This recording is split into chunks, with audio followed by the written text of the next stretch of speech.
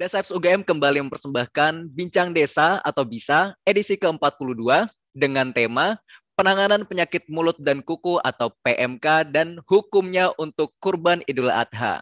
Bersama 3 narasumber, yang pertama ada Bapak Insinyur Edi Suryanto, MSc PhD IPU, dan Insinyur Nanung Danardono, MSc PhD IPM ASEAN Eng, dan Bapak DRH Agung Suganda, MSI. Baik, sebelum buka acara, izinkan saya membacakan peraturan selama acara ini berlangsung. Acara Bincang Desa ini dapat disaksikan melalui 3 platform secara langsung, yaitu Zoom Meeting, YouTube Agrisia Channel, dan Instagram @desaapps.ugm. Bagi Sobat Desa yang ingin bertanya, bisa terlebih dahulu menuliskan nama, kemudian asal, yaitu daerah atau instansi, kemudian menuliskan pertanyaannya melalui kolom chat. Kemudian nanti akan saya membacakan pertanyaannya ketika sesi diskusi saya buka. Atau nanti mungkin bisa saya persilakan untuk menyalakan kamera dan berdialog langsung dengan para narasumber. Baik, untuk Sobat Desa yang bergabung melalui Instagram, mohon izin untuk fitur komentar kami nonaktifkan. Baik, sebelum mulai acara, bagi Sobat Desa yang tergabung di Zoom Meeting, bisa menyalakan kameranya terlebih dahulu untuk foto bersama. Mohon silakan untuk mempersembahkan senyum terbaiknya pagi hari ini supaya lebih semangat lagi, Sobat Desa. Silakan. Baik, Sobat Desa semua silakan menyalakan kamera. Masih kami tunggu untuk berfoto bersama.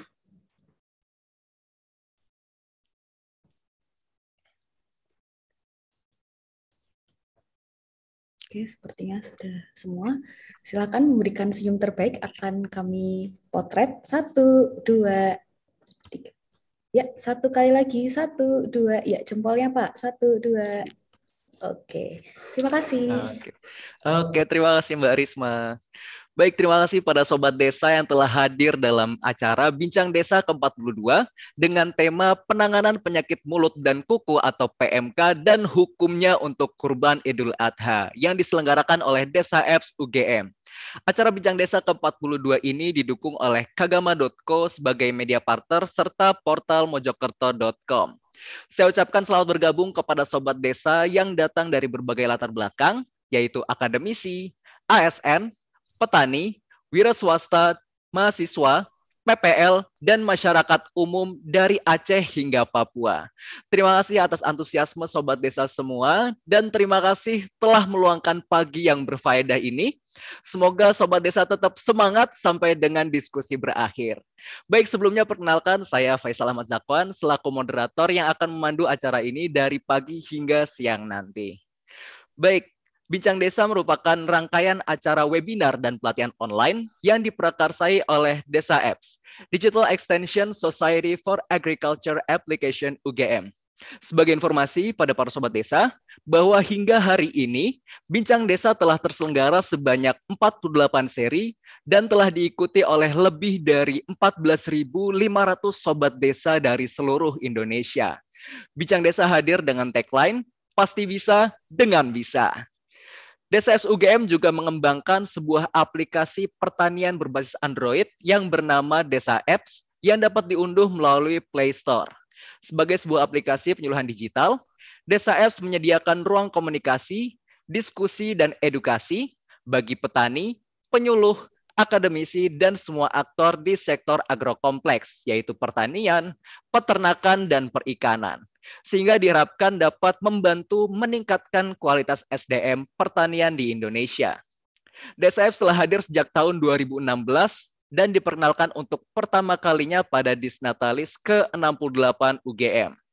Member Desaapps hingga detik ini telah mencapai lebih dari 15.000 member yang tersebar di seluruh Indonesia. Selain itu, Fakultas Pertanian UGM juga mengembangkan Lentera Desa sebagai media edukasi dan pelatihan online bagi para petani, penyuluh, dan pegiat di sektor agro dengan beragam topik seputar pertanian, perikanan, dan peternakan. Sobat Desa bisa mengakses melalui website lenteradesa.id. Jadi buat desa yang pengen mengetahui fakta-fakta dan juga beragam info mengenai pertanian bisa banget berkunjung ke website lenteradesa.id. Baik, sebelum masuk materi pada siang hari ini, izinkan ke saya untuk menyampaikan informasi kepada seluruh Sobat Desa sebagai syarat untuk mendapatkan e-sertifikat. Sobat Desa wajib mengisi pos tes dan mendapatkan nilai minimal 60.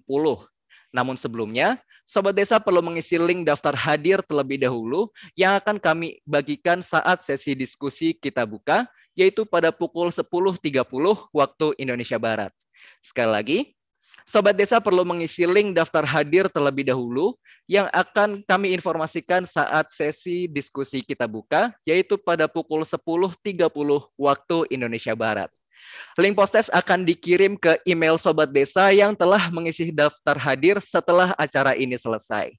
Apabila Sobat Desa tidak mendapatkan email tersebut hingga pukul 14 waktu Indonesia Barat, mohon segera menghubungi admin kami di nomor 0813 2648 4132. Sekali lagi, apabila Sobat Desa tidak mendapatkan email tersebut hingga pukul 14 waktu Indonesia Barat, mohon segera menghubungi admin kami di nomor 0813 2648 4132. Kami beri batas waktu untuk pengisian postes ini sampai dengan pukul 19 waktu Indonesia Barat. Baik, untuk Bincang Desa kali ini, kembali kita membahas seputar pencegahan dan penanganan penyakit mulut dan kuku atau PMK pada hewan ternak. Seperti yang kita tahu nih, Sobat Desa, penyakit mulut dan kuku atau foot and mouth disease mulai mewabah di berbagai daerah di Indonesia sejak akhir April yang lalu.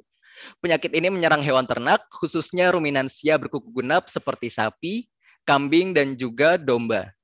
Potensi kerugian ekonomi yang ditimbulkan oleh PMK ini tidak hanya pada peternak yang mengalami penurunan produktivitas hingga kehilangan hasil, akan tetapi juga kerugian secara nasional.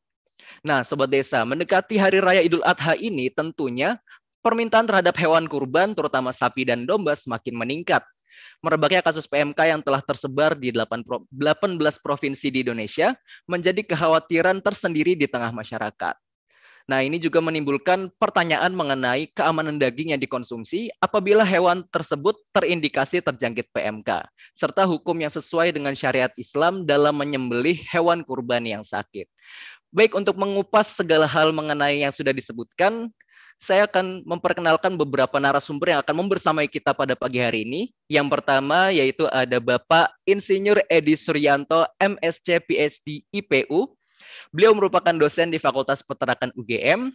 Beliau menempuh studi S1 di Fakultas Peternakan UGM, kemudian melanjutkan studi S2-nya di bidang Poultry Science, University of Glasgow, Skotlandia, dan juga S3-nya di bidang Meat Science, University Putra, Malaysia.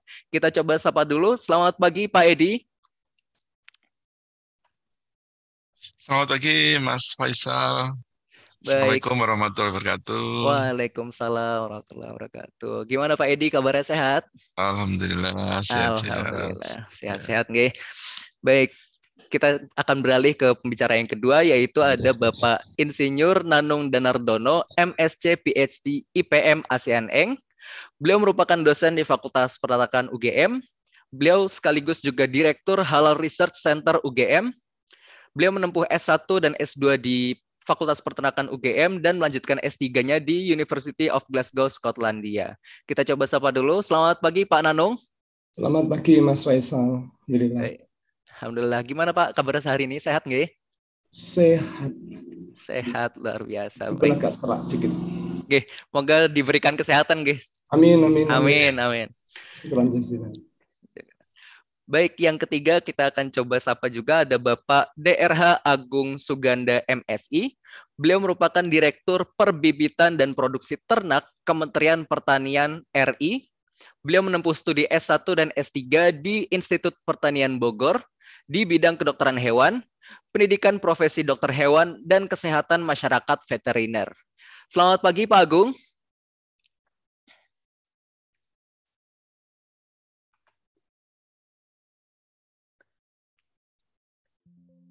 Pak Agung sepertinya masih mute nggih. Selamat pagi Pak Agung. Selamat pagi Mas Faisal, Pak Edi, Pak Nanung, dan Sobat Desa semua. Ini saya mohon maaf nih di jalan, jadi mungkin agak keluar masuk sinyalnya kurang. Oke, baik. Semoga sehat selalu nggih Pak Agung dan semoga perjalanannya juga lancar. Amin. Baik, karena Sobat Desa sudah tidak sabar nih sepertinya untuk menyimak materi dari para pembicara. Baik, selanjutnya untuk sesi pertama langsung saja. Saya persilakan kepada Pak Edi Suryanto, MSc PhD, yang akan berbagi pengetahuan seputar identifikasi hewan yang terjangkit PMK, upaya preventif dan penanganan yang tepat daging hewan yang terjangkit PMK. Kepada Pak Edi Suryanto, waktu 15 menit, saya silakan. Monggo Pak Edi. Baik, terima kasih Mas Faisal. Sebelumnya, bismillahirrahmanirrahim. Assalamualaikum warahmatullahi wabarakatuh. Waalaikumsalam warahmatullahi wabarakatuh. Selamat pagi dan salam sejahtera untuk kita semua yang kami hormati Pak Dr. Iwan Agung Suganda, Direktur Pembibitan dan Produksi Kementan, kemudian Pak Dr. Nanung Danadono yang kami hormati, serta Sobat Desa yang luar biasa ini, wah, dari seluruh penjuru tanah air. Pertama, marilah kita panjatkan puja dan puji syukur kehadirat Allah Subhanahu Wa Taala karena pada pagi hari ini kita bisa bertemu via Zoom ini ya, untuk bincang desa terkait dengan topik yang sangat menarik, penanganan PMK atau penyakit mulut dan kuku dan hukumnya untuk korban. Baik, saya sitir ya untuk ini ya, dalam Al-Quran disebutkan bahwa a'udzubillahi minasyaitonirrajim wa inna lakum fil al'ami la'ibrah nuskikum mimma fi butuniha walakum fiha manafi'u katsirah wa minha ta'kulun. Artinya gitu ya, sesungguhnya pada hewan-hewan ternak benar-benar terdapat pelajaran bagimu, ibroh itu ibroh. Kami memberimu minum dari sebagian apa yang ada di dalam perutnya, air susu, dan padanya terdapat banyak manfaat untukmu, dan sebagiannya kamu makan atau dagingnya. Ya, jadi dua hal ini, minuman, air susu, dan dagingnya.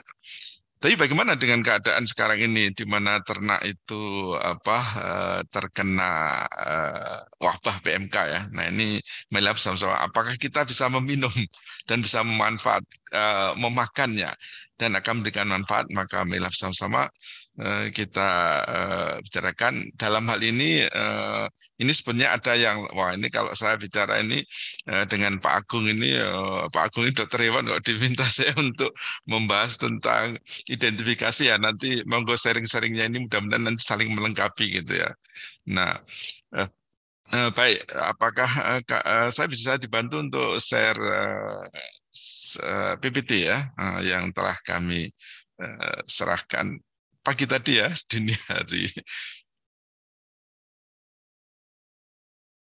Baik, sambil menunggu bahwa sebagai pendahuluan ini sudah ya slide kedua. Dimohon slide kedua.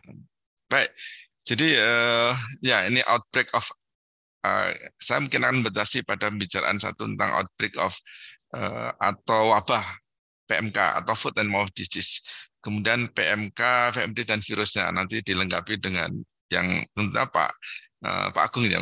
Kemudian identifikasi hewan terjangkit PMK, kemudian upaya preventifnya dan penanganan daging yang tepat gitu ya, bagaimana daging yang berasal dari ternak yang suspek PMK maupun sudah terjangkit PMK.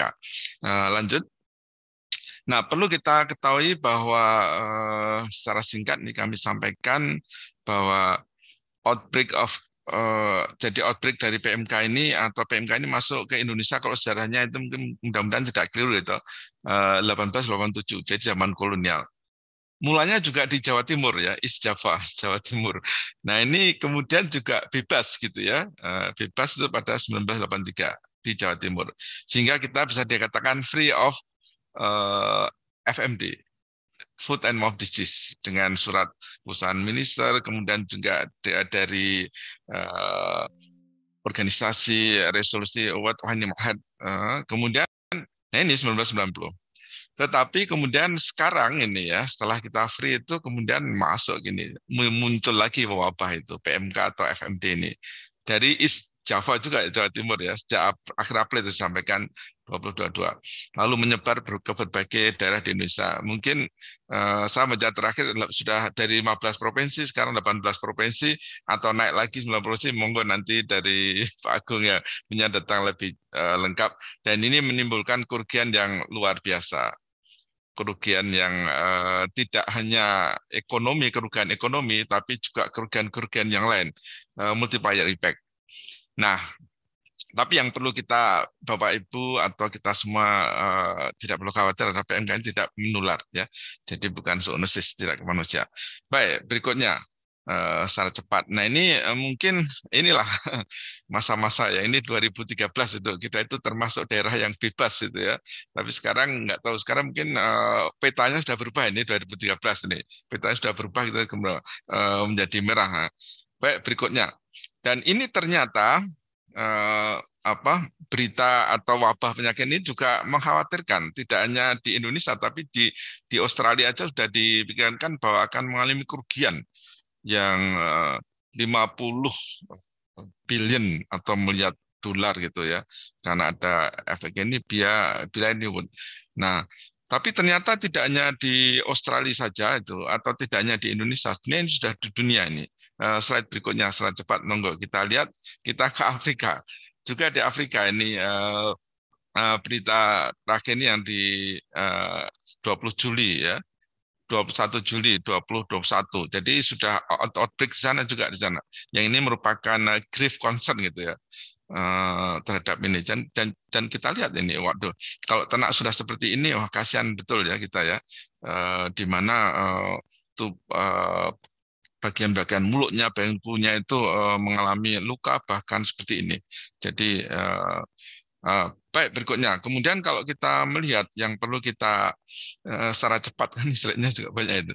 Kita perlu menyadari bahwa bagaimana introduksi atau masuknya virus itu, kemudian juga transmisinya atau penyebarannya penyakit ini. Perlu kita ketahui bahwa ini bisa direct kontak gitu ya, atau kontak langsung gitu pada infected animal atau hewan yang terinfeksi. Jadi 95% outbreak itu karena hasil dari itu. Nah, kemudian juga kalau ini ada data juga dari WHO Inspection GCCA ini ya, bahwa ternyata dari 1870 sampai 1993 itu transmisinya itu diinisiasi 66% dari meat product. Nah ini kita perlu hati-hati. Jadi data ini 66% dari produk, kemudian 2% dari airborne sources. Jadi virus ini memang menular, ada di udara itu ya. Kemudian dari livestock importation, kemudian dari vomit, kemudian dari contaminated vaksin. Jadi ini data ini, jadi kita harus betul-betul memperhatikan bahwa ternyata meat products, jadi dagingnya atau produk dagingnya, daging itu tidak hanya pada karkas ya, pada karkas, tapi juga organ-organ itu termasuk dalam daging. Baik, yang berikutnya adalah ini kalau kita sekilas tentang PMK, tadi saya sebutkan nama Inggrisnya FMD atau Food and Mouth Disease atau Aphthe episodicae. Nah ini merupakan penyakit yang disebabkan oleh infeksi virus atau viral infection disease dari famili Coronaviridae.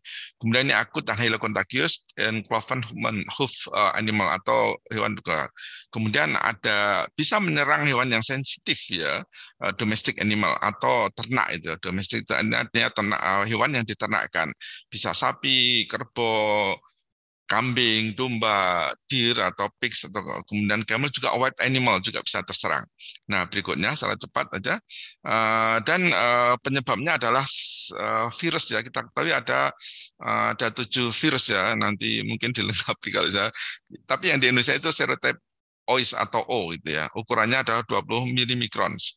Dan ini tidak sebelum ada besar lemak. Kemudian mempunyai kapsid atau yang kuat ya, sehingga virus sangat resisten terhadap disinfektan. Namun virus ini juga sensitif terhadap pH. Jadi ini kita perlu pertimbangkan bahwa dia tidak aktif pada pH di bawah 6,5 atau juga di atas pH 9. Jadi merupakan nanti treatment bagaimana terhadap daging yang dihasilkan di ternak ini. Berikutnya, nah sekedar untuk pemahaman pengetahuan bahwa ini adalah gambar virusnya ya. Jadi virus itu mempunyai 1, 2, 3, 4, 5, 6 heksagonal gitu ya. Jadi ini bentuk yang sangat fleksibel. Ini dengan elektron mikrograf itu di foto, nanti bisa dia monggo kalau mau di materinya. Kemudian ini life cycle-nya gitu. Jadi life cycle-nya ini host ini adalah satu sel gitu ya. Kemudian ada nukleus, dia masuk ke sitoplasma gitu ya. Memecah ini dia berkembang di sini.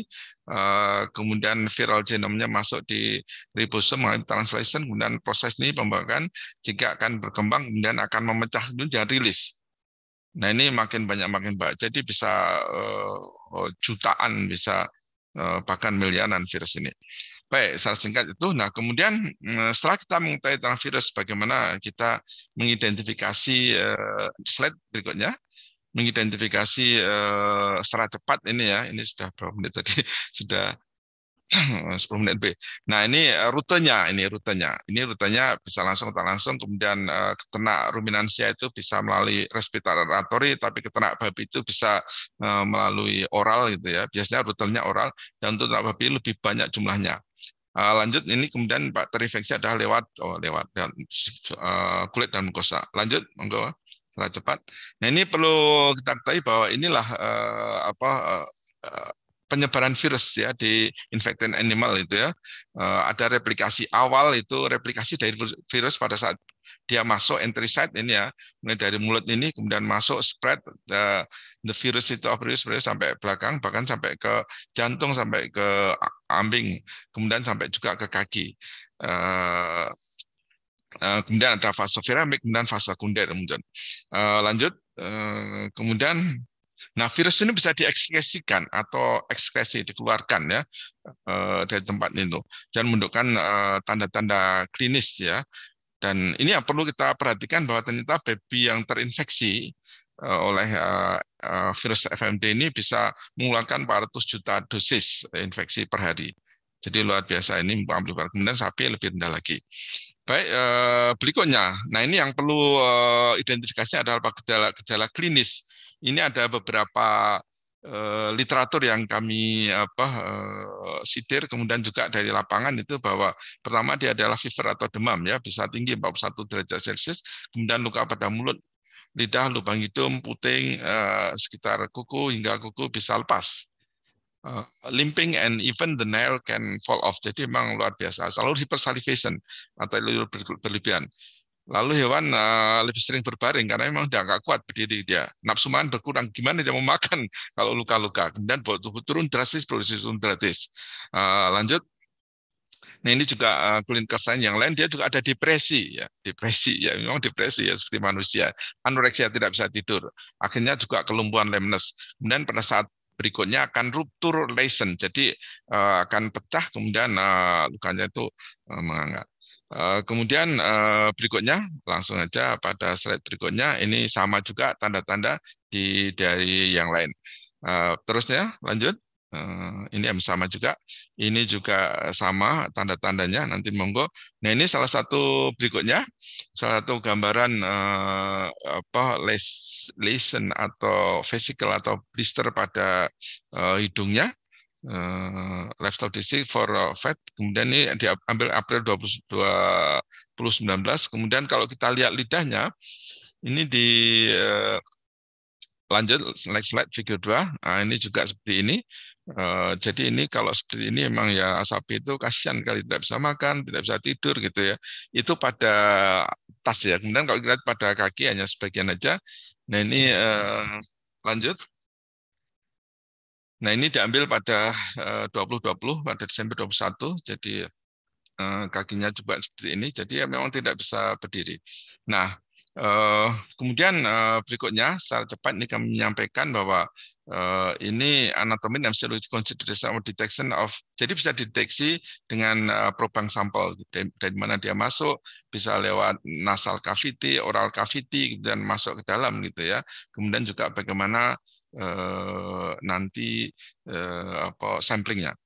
Lanjut, kemudian ini diagnosisnya, windows of detection by different techniques. Jadi bisa bermacam-macam teknik atau cara untuk diagnosisnya itu. Ini dari sapi yang infected, kemudian MD virus infected, lalu ini akan terjadi perkembangan virusnya, bisa oral kemudian keluar seperti ini. Nah, ini bisa deteksi dengan in-cell culture, kemudian bisa juga dengan ELISA, LVD, ya, dan sebagainya. Berikutnya lanjut. Dan ini adalah salah satu penelitian yang dilakukan di Myanmar ini pada sapi, ya, sapi sehat dan kerbau sehat di Laos dan Myanmar. Ini ternyata walaupun dia sehat, dia membawa detectable food hemostasis RNA. Jadi ini membawa dari nasofaringeal, kemudian oral dan nasal. Jadi walaupun sehat dia membawa itu. Lanjut, kemudian bagaimana upaya preventif kita untuk menjaga demikian besar penyebarannya? Lanjutnya pada preventifnya, pertama ini adalah ya memang salah satunya adalah vaksinasi. Vaksinasi ini seperti kita lihat di gambar ini akan mencegah penyebaran ini, walaupun dia itu masih ada juga yang persistent infection, carrier, tapi ada juga convalescent atau recover, ya. Jadi ini, ya. Lanjut. Nah, kemudian salah satu yang mungkin bisa dilakukan adalah ini biosecurity ini, ya. Biosecurity ini karena virus ini luar biasa, ya, penyebarannya melalui apa juga biosecurity itu, yaitu implementation of measure, berbagai macam cara, berbagai macam metode untuk mereduce atau menekan, mengurangi risiko introduksi atau masuknya virus dan penyebaran virus FMD ini. Nah, survival virus ini kita ketahui bahwa ini bisa survive virus ini, ya. Survive virus ini memang agak bandel gitu, ya. Survive 14 hari di dry feces, 39 hari di urin, kemudian juga di slurry, apalagi di winter, dan sebagainya. Nah, kemudian yang perlu berikutnya, slide berikutnya yang perlu kita perhatikan bahwa ini kalau ada pergerakan ini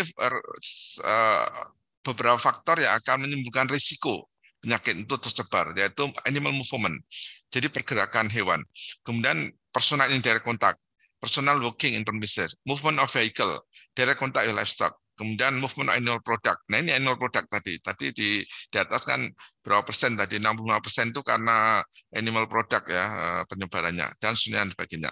Wildlife juga demikian. Lanjut.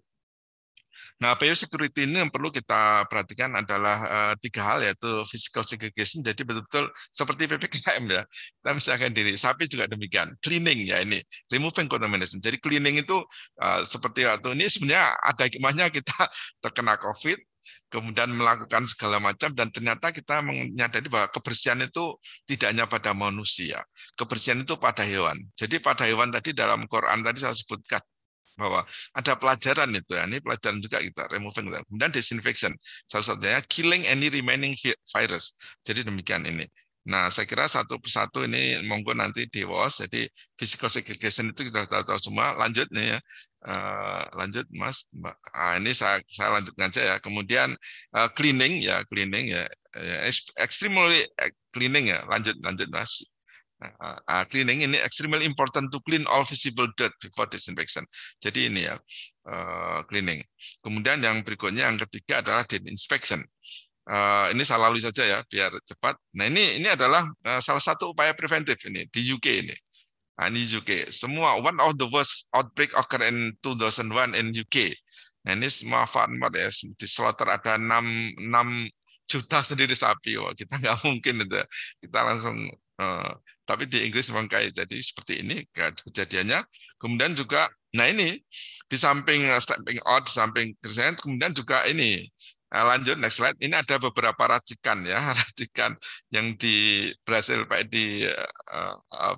berhasil saya cari di literatur bahwa istilahnya etnoveterinary atau homeopati itu bisa juga digunakan. Telur ayam kampung, tetes tebu, kunyit, garam, air gula Jawa ini bisa juga ini di Indonesia. Dan ini bisa menaikkan stamina sapi, menaikkan imunitas dan sebagainya. Yang berikutnya, ini juga treatment ini di etnoveterinary dan homeopati ini dilakukan di India ini. Lanjut pada ternak-ternak FMD ini. Ini saya lanjutkan aja, ya, homeopatinya ini. Etnoveterinary ini sama juga dengan di kita, bahwa ini ada herbal, misalnya medicinal plants yang bisa diterapkan di ternak. Lanjut. Nah, ada juga yang lain. Jadi ini merupakan local wisdom dan ini bisa lanjut. Treatment ini ada yang dilakukan praktis 1, praktis 2, nanti mohon baca ini. Ini ada juga daun-daunnya yang kita temukan di sini, tapi mungkin ada juga yang tidak. Nanti mohon dibaca. Kemudian, ternyata ini belum saya masukkan. Ini yang satu yang dilakukan oleh teman Juleha. Teman khusus Juleha, basic teknis Juleha itu dia juga melakukan istilahnya bengkel ternak itu untuk profil itu. Dia melakukan penyembuhan dengan ramuan-ramuan yang dia buat mungkin nanti dan sembuh. Baik, kemudian yang terakhir ini adalah penanganan yang tepat untuk daging hewan yang telah terjangkit penyakit. Jadi walaupun hewan itu terjangkit penyakit, ini healthy beef ya, tapi masih bisa kita manfaatkan, kita olah menjadi makanan yang bergizi, healthy dan sebagainya. Tapi bukan yang ini ya. Nah, lanjut. Nah, untuk ternak yang perlu kita sadari bahwa pemasakan itu adalah tujuannya dalam hal ini kalau daging itu berasal dari ternak yang terinfeksi, maka pemasakan itu bertujuan adalah untuk membunuh, kill any bacteria, kill any virus. Dan ini suhunya harus di atas 63-100 derajat Celcius. Tidak bisa suhu pasteurisasi di bawah itu, karena mungkin masih dia masih hidup itu. Jadi memang stop growing pada suhu 63, tapi mungkin masih hidup. Atau panas yang di dalam internal temperature tidak mencapai. Jadi memang harus pastikan itu direbus. Sehingga tidak tumbuh. Nah, setelah itu baru kalau mau disimpan, silakan disimpan di freezer gitu ya. Jadi ini cooking zone, ini danger zone, ini harus kita hilangkan. Kalau mau disimpan dulu di freezer harusnya dimasak dulu. Lanjut. Nah, kemudian ini jadi kementerian dinas-dinas itu sudah mendiskusikan bahwa kita tidak perlu takut terhadap PMK ini dan kita tidak perlu panik karena dagingnya masih bisa aman dikonsumsi kalau kita dengan pemasakan yang benar. Lanjut. Nah, dan ada juga dari karena ada juga informasi bahwa infection doesn't occur through eating meat. Jadi kita kalau makan daging juga tidak akan terinfeksi. Lanjut. Nah, kemudian ini juga New Zealand Authority juga menginformasikan bahwa lanjut. Next slide. Ini bahwa commercially produced meat, milk, and product are safe to be consumed in an FMD outbreak. Jadi suatu area yang di situ ada wabah PMK, tidak masalah. Kemudian bahkan jika itu ada yang terkena FMD gitu ya, itu maka we still safe to be eat. Lanjut, saya kira ini yang dan kemudian terakhir bahwa lanjut pada slide yang terakhir ini. Daging sapi yang terjangkit PMK di Indonesia berawal penting itu bahwa tingkat kematangan sudah saya sampaikan tadi. Saat beli daging di pasar dipastikan dia berasal dari ternak yang sehat itu ya, dan berarti kemudian terapkan pola hidup bersih, sehat, cuci tangan dengan sabun seluruh dan tidak perlu panik. Lanjut, kemudian bagaimana kalau kita ini menyimpan daging? Nah, ini ada tip bahwa sebaiknya kita melakukan pelayuan dulu. Dengan pelayuan itu pH daging yang tadinya normal itu akan turun di pH akhir ya, itu sekitar 5,6 sampai 5,7 sehingga ini virusnya akan inaktif di situ ya. Kemudian baru dibekukan, baru dimasak. Saya kira demikian yang bisa kami sampaikan. Mohon maaf ini waktunya berlebih. Lanjut terakhir slide. Terima kasih atas perhatiannya dan mudah-mudahan segini ini memberikan pencerahan dan mungkin sharing-sharing ya ini dapat memberikan keterangan pada kita bahwa dalam menghadapi apalagi sedangkan Idul Kurban itu insya Allah kita tidak perlu takut untuk mengkonsumsi daging kurban dan kita melakukan kurban itu dengan betul-betul strict gitu ya, sesuai dengan protokol kesehatan atau protokol FMD istilahnya. Demikian kurang lebihnya, mohon maaf. Wabillahi taufiq hidayah. Assalamualaikum warahmatullahi wabarakatuh. Waalaikumsalam warahmatullahi wabarakatuh. Baik, terima kasih Pak Edi atas materinya. Wah, ini sebuah kabar baik ya untuk Sobat Desa bahwa daging yang terserang PMK ini dari ternak yang terserang PMK masih aman dikonsumsi asal dimasak dan diberikan treatment yang tepat, yaitu seperti dimasak dengan sempurna. Nah, ini juga sekiranya kira-kira setelah aman dikonsumsi ini gimana sih perspektif dari sisi syariat Islam ya terkait ketika hewan yang terkena PMK ini untuk disembelih seperti itu.